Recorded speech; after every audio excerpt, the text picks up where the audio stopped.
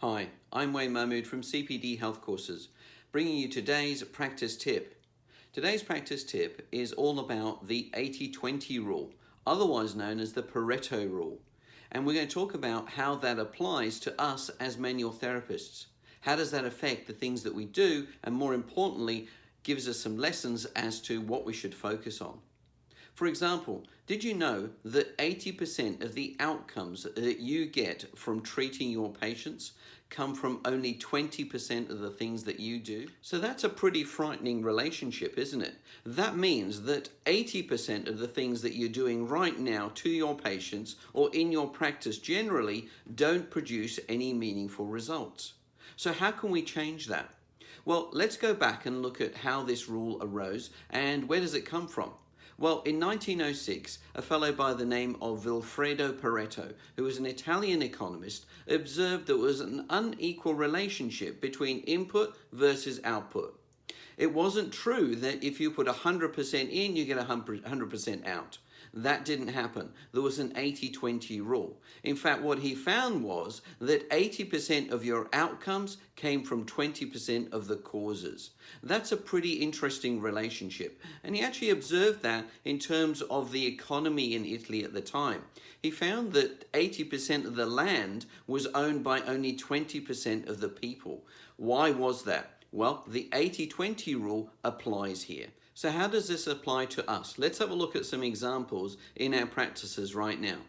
I want you to think about the types of patients that you've got and the percentages of patients that you have in your patient group that perhaps don't turn up to their appointments, the repeatedly cancel or the no-shows, the ones that take forever in the appointment itself. They take a very long time, they want more explanations, they want more paperwork, they want everything written out for them. Who are those patients?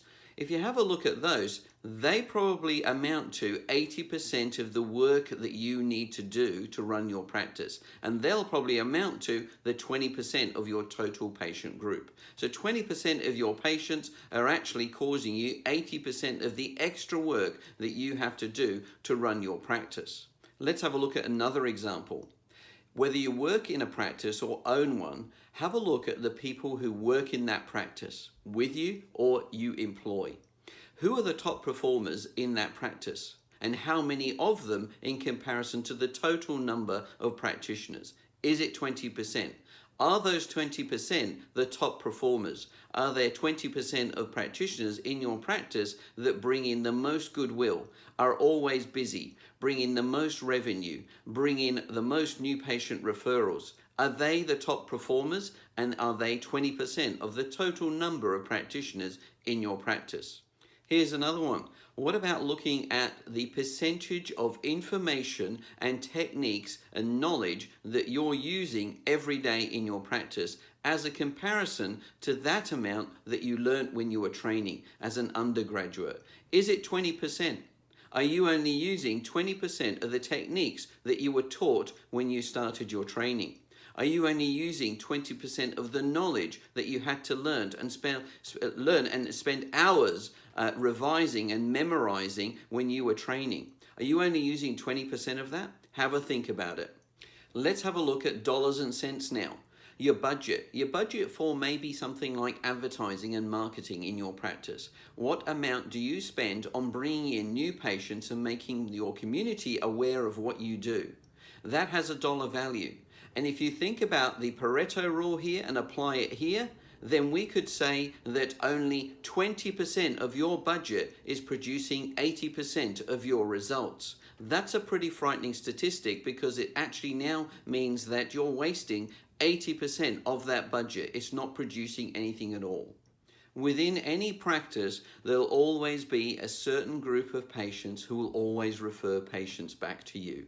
And they're the same people. And I can guarantee that it'll probably work out to be only 20% of your total patient group are sending you back referrals. And they're saying how fantastic you are and sending other people to see you. 20%, that's all. Not everybody. And you probably know who these people are straight away. You can probably reel the names off the top of your head right now. So the examples are many, and I think we can go on forever doing this 80-20 rule and apply it, and it's going to make sense to you, I hope. But what's really important now is to find out which is the 20%. Who are the 20% of those patients that are referring you patients? Which are the 20% that are causing you the 80% of extra work? Who are the 20% top performers in your practice? That's the important thing. You have to know these things in order to succeed and avoid mistakes. Stop concentrating on the things that are not actually providing you a return, because that's a waste of your time, waste of your energy, and probably a waste of your money as well, which is really important. So how do we find out who the 20% is? What is that 20%?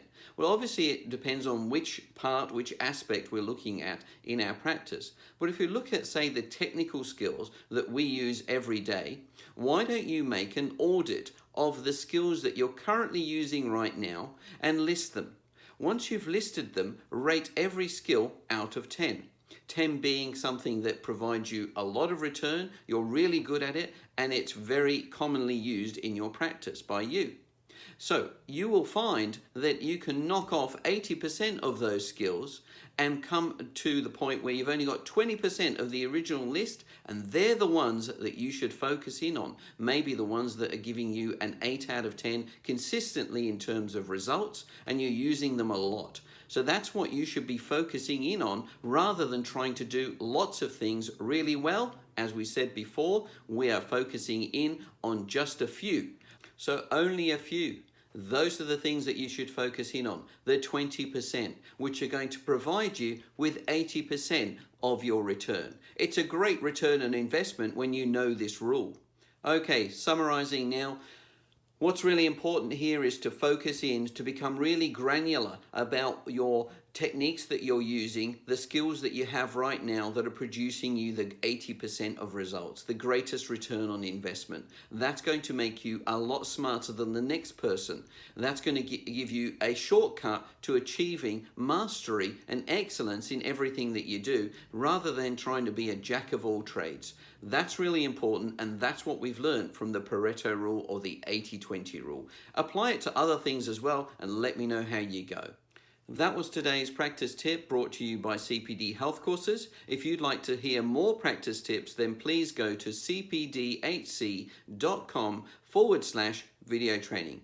I'll see you next time.